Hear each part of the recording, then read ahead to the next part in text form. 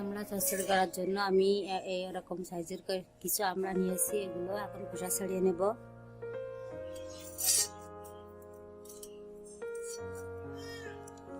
আমরাগুলো খোসা ছাড়িয়ে নিচ্ছি।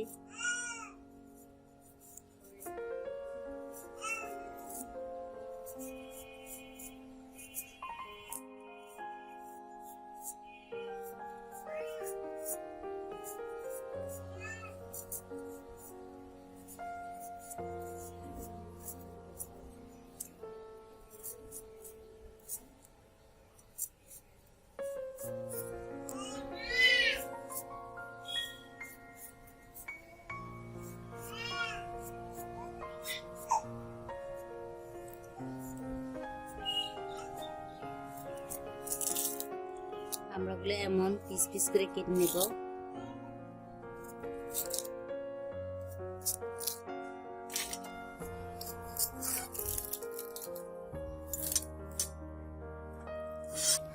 আমি এভাবে সবগুলো আমরা কেটে নিয়েছি, আপনারা এভাবে সবগুলো আমরা কেটে নেবেন।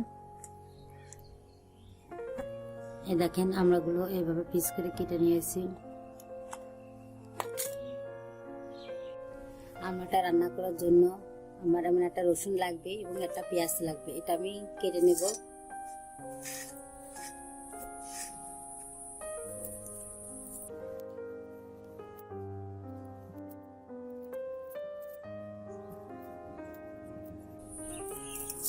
রসুনটা খোসা ছাড়িয়ে নিচ্ছে।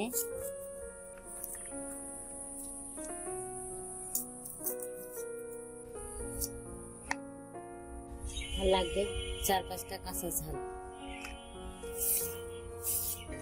এগুলো আমি পেটে নেব। আমরা চচ্চড়ি করবো, তার জন্য চুলায় একটি কড়াই বসিয়ে দিয়েছি। এখন গ্যাসটা অন করে দেব।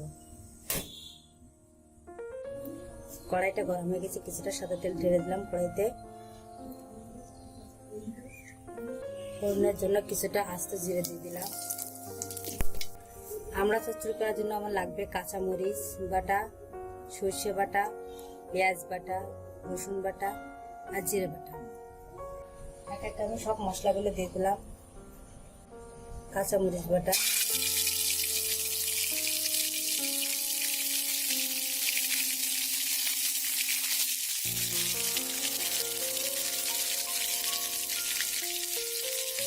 পেঁয়াজ বাটা, পেঁয়াজ বাটা, রসুন বাটা, জিরে বাটা,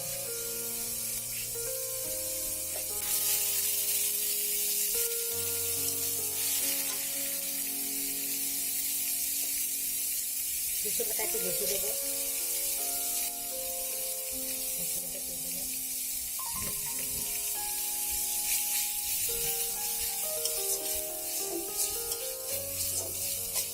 মশলা আমি বেশি কষাবো না।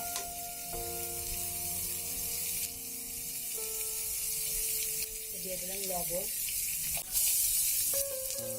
হলুদ,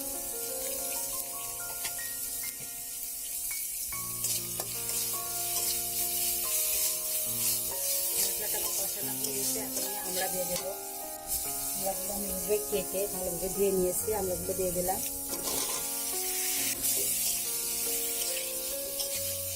মশলাটা আমড়াগুলো ভালোভাবে কষিয়ে নেব কাঁচা মিনিট ধরে।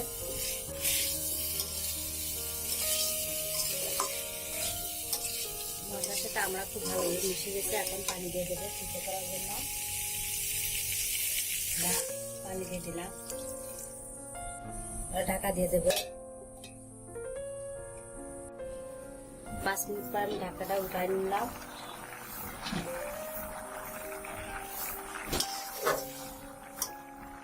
আমড়াটা সিদ্ধ হয়ে গেছে।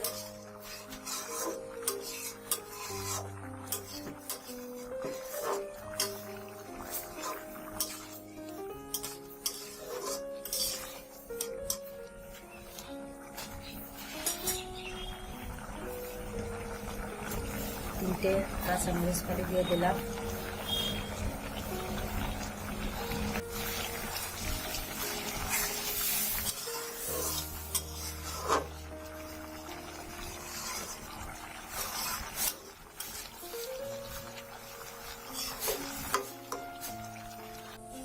তরকারিটা আমার হয়ে গেছে। তো দেখেন তরকারিটা হয়ে গেছে। আমার রান্নাটা যদি আপনাদের পছন্দ হয়ে থাকে তবে আমার ভিডিওটাতে লাইক করবেন, শেয়ার করবেন এবং কমেন্টস করবেন। এবং আমার দেওয়া নতুন নতুন ভিডিওগুলো পাওয়ার জন্য চ্যানেলটি সাবস্ক্রাইব করবেন এবং পাশে থাকা বেল আইকনটি চালু করে দেবেন।